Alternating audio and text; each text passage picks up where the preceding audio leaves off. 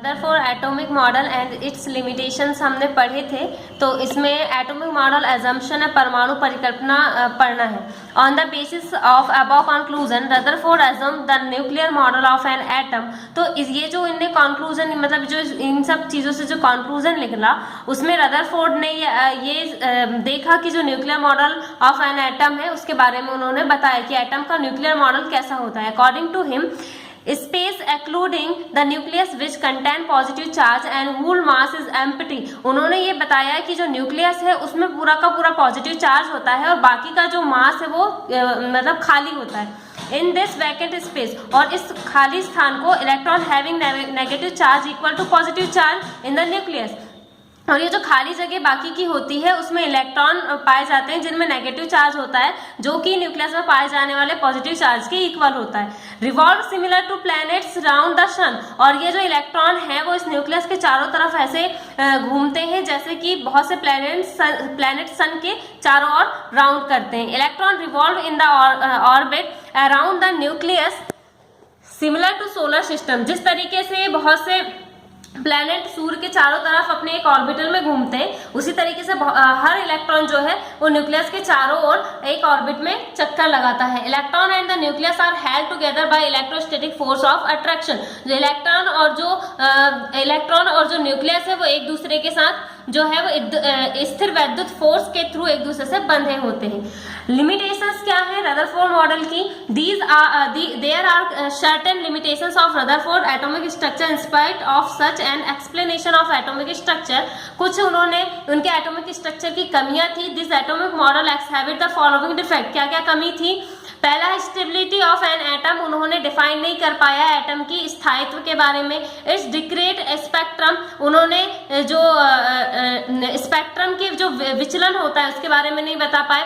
No description of electronic structure of atom, atom के electronic structure के बारे में भी उन्होंने अच्छे से नहीं समझा पाए। ठीक है, तो ये था एटॉमिक मॉडल रदरफोर्ड का।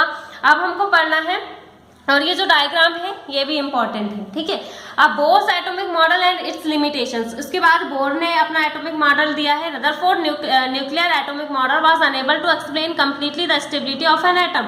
जो रदरफोर्ड का न्यूक्लियर एटॉमिक मॉडल था वो पूरी तरीके से असफल हुआ किसको बताने में? एटम की स्थायित्व को बताने में। Spectrum and distribution of electron in a atom, और एटम के स्पेक्ट्रम और उसके डिस्ट्रीब्यूशन के बारे में भी उन्होंने नहीं बता पाए। Therefore many researches were done from time to time and some importance law were givens, और समय समय पे बहुत से रिसर्च हुई और उन्होंने अपने लॉ दिए। Result obtained by the study of interaction between matter and radiations played an important role related to the structure of atom and molecule।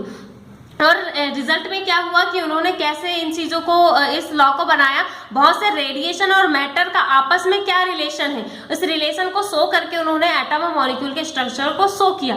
Bore on the basis of following two facts modified Rutherford model, उन्होंने Bohr ने जो है वो Rutherford का जो model था उसके दो बेसिक फैक्ट को उन्होंने चेंज किया है। पहला, dual nature of electromagnetic radiation, उन्होंने बताया कि जो विद्युत चुंबकीय रेडिएशन होती है वो दो ड्यूल नेचर की यानी द्वैध नेचर की होती हैं। Experimental result related to atomic spectrum based on quantized electronic energy level in atoms, और उन्होंने बताया कि जो एटॉमिक स्पेक्ट्रम होता है उसमें इलेक्ट्रॉनिक ऊर्जा स्तर यानी बहुत से अलग अलग टाइप के लेवल होते हैं जिसको हम इलेक्ट्रॉनिक ऊर्जा स्तर कहते हैं, उसकी स्टडी उन्होंने की। It is essential to understand certain term for the study this law. इस लॉ को पढ़ने के पहले हमको कुछ चीजें जानना जरूरी है।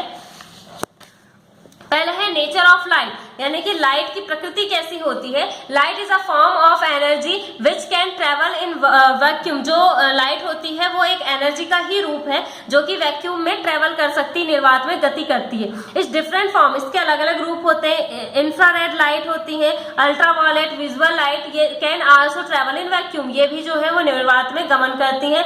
Light so interference and diffraction which describe wave like nature some instrument. तो हमको क्या करना है कि हम जो लाइट है उसके इंटरफेरेंस यानी व्यतिकरण और डिफ्रैक्शन मतलब विवर्तन, व्यतिकरण और विवर्तन के बारे में हम बता सकते हैं जो इनका एक नेचर होता है। सम इंस्ट्रूमेंट, कुछ इंस्ट्रूमेंट का यूज करके जैसे कि माइक्रोस्कोप और telescope, were discovered on the basis of wave wave nature of light on the contrary some of the property of light cannot be proved on the basis of wave nature। लेकिन हम अभी भी कुछ जो wave nature के आधार पे बहुत सी property जो है वो लाइट की नहीं बता सकते। For example property such as photo electric effect, हम उसके फोटो इलेक्ट्रिक इफेक्ट नहीं बता सकते। ब्लैक बॉडी रेडिएशन के बारे में नहीं बता सकते, can not be defined on the basis of wave nature. This property show the corpuscular nature of light. ये जो है वो लाइट के कणीय प्रकृति पे, करपस्कुलर का मतलब होता है कार्पल, जैसे कि पार्टिकल होते हैं वैसा नेचर, कणीय प्रकृति। Idea of corpuscular nature of light was first of all put forward by Sir Isaac Newton। Isaac Newton ने जो है वो 1675 में लाइट के इस corpuscular नेचर के बारे में बताया। According to whom very minute and massless particle are emitted from each light source। उन्होंने बताया कि हर एक लाइट के स्रोत से बहुत छोटे और मासलेस मतलब बहुत ही हल्के पार्टिकल जो है वो निकलते हैं। दिस पार्टिकल आर कॉल्ड कार्पसेल्स, और इन्हीं को हम कार्पसेल्स या कणिकाएं कहते हैं। When the corpuscles collide with the retina of eye, then light it is felt। तो जैसे ही ये जो कार्पसेल्स जो लाइट के सोर्स से निकले हैं वो हमारी आंखों की रेटिना से टकराते हैं, तब ही हमको लाइट का आभास होता है। This particle of light are called photon, और इन्हीं पार्टिकल को हम फोटोन कहते हैं। Thus it can be said the light as has dual nature. इसलिए हम कह सकते हैं लाइट की दो टाइप की प्रकृति होती है, particle nature as well as wave nature. एक तो वे वेव के रूप में भी चलते हैं, दूसरे पार्टिकल के। इलेक्ट्रोमैग्नेटिक वेव्स क्या होती है? विद्युत चुंबकीय तरंगे। In 1964, J.C. Maxwell proposed a law regarding energy radiations। जो J.C. Maxwell है उन्होंने 1964 में एनर्जी रेडिएशन के लिए लॉ दिया है। अकॉर्डिंग टू दिस लॉ, उनके लॉ के अनुसार energy is emitted in the form of radiation. जो एनर्जी होती है वो रेडिएशन के रूप में निकलती है by an alternating current of high frequency which is similar to wave and its velocity is equal to the velocity of light. और ये जो रेडिएशन निकलती है एनर्जी के फॉर्म में, ये अल्टरनेटिंग करंट यानी प्रत्यावर्ती धारा के रूप में निकलती हैं, जिनकी फ्रीक्वेंसी हाई होती है और इनकी वेलोसिटी जो है वो लाइट की वेलोसिटी के बराबर होती है। This wave are produced due the vibration in electric and magnetic field. और ये क्यों उत्पन्न होती हैं? क्योंकि जो इलेक्ट्रिक और मैग्नेटिक फील्ड जो लगाया गया होता है उनमें वाइब्रेशन होता है, इसकी वजह से ये निकलती हैं। So they are called electromagnetic radiation. इसलिए इनको इलेक्ट्रोमैग्नेटिक रेडिएशन कहते हैं, क्योंकि इलेक्ट्रिक और मैग्नेटिक दोनों फील्ड के वाइब्रेशन से निकलती हैं। In this wave electric and magnetic field are perpendicular to each other and both these field are also perpendicular to the direction of propagation of waves। और क्या होता है कि ये जो वेव्स होती है वो इलेक्ट्रिक और मैग्नेटिक जो फील्ड है उसके लंबवत निकलती है, ठीक है।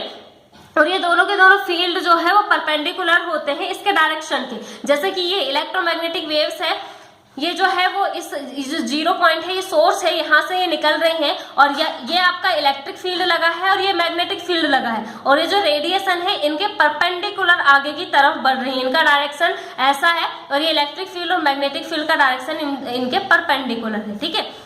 अब है कैरेक्टरिस्टिक्स ऑफ वेव मोशन।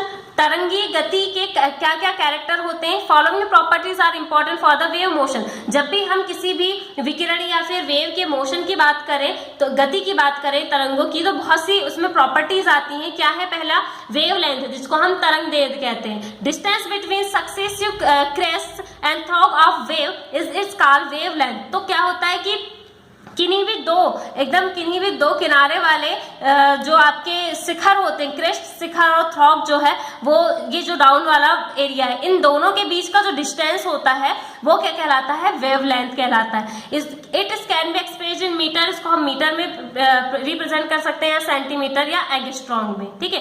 अब है फ्रीक्वेंसी या आवृत्ति। Number of wave which pass through a particular point in 1 second. 1 second में किसी भी तरंग के द्वारा एक पर्टिकुलर पॉइंट से वो कितनी बार गुजरता है। नंबर ऑफ वेव यानी कि एक कोई पॉइंट है, जैसे मान लीजिए ये पॉइंट है, इस पॉइंट से ये तरंग जो है वो 1 सेकेंड में कितनी बार गुजरेगी, ये उस वेव के लिए फ्रीक्वेंसी कहलाती है, ठीक है। और इसको हम ग्रीक लेटर म्यू से रिप्रेजेंट करते हैं।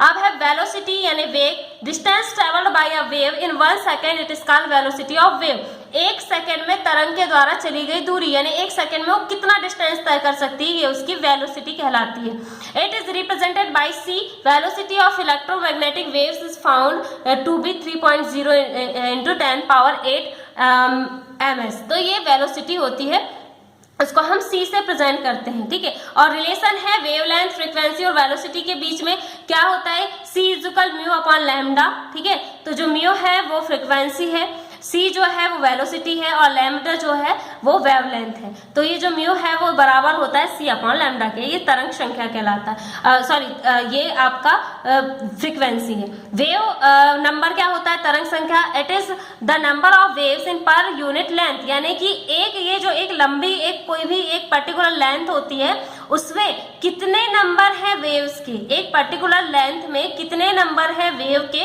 वो उस वेव के लिए वेव नंबर कहलाता है। It is equal to inverse of wavelength, ये वेवलेंथ के तरंग दैर्ध्य की उल्टी होती है, ठीक है। इसको हम स्मॉल एन से डिनोट करते हैं या म्यू बार से। अब नेक्स्ट है एम्पलीट्यूड क्या होता है, आयाम, it is high of wave crest और डेप्थ ऑफ वेव थ्रो। ये क्या करते हैं, इट इज डिनोटेड बाय ए, इसको दो क्रमागत शिखर या दो क्रमागत जो गर्त हैं उनके बीच का जो डिस्टेंस होता है उसको हम क्या कहते हैं, नहीं, जो आपका क्रेस्ट और जो आपके ट्रॉप होता है उसके जो लंबाई होती है, यानी कितना गहरा और कितना ऊंचा है, वो उसके लिए एम्पलीट्यूड का काम करती है। इसको हम ए से डिनोटेड करते हैं।